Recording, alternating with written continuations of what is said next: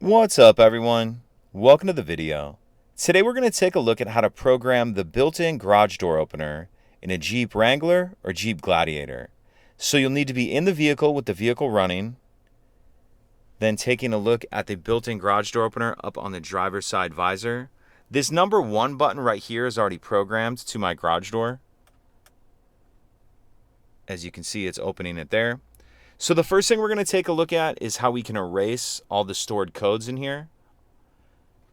In order to do that, I'm going to press the 1 and the 3 button down and hold them down.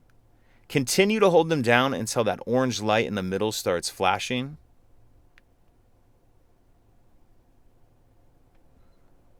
Once that light starts flashing, then all these buttons should have been erased. Let's go ahead and make sure that worked.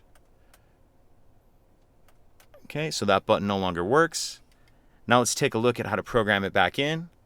And the procedure we're going to be using uses an already programmed removable garage door opener like this.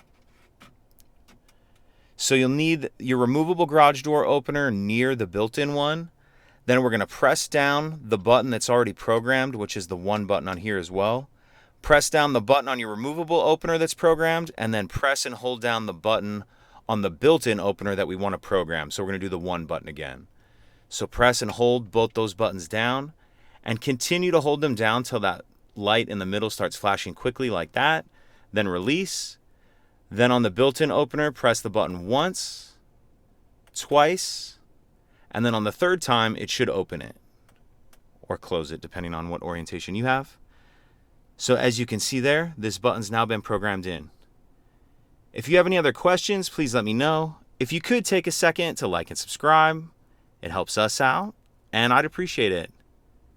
Thank you.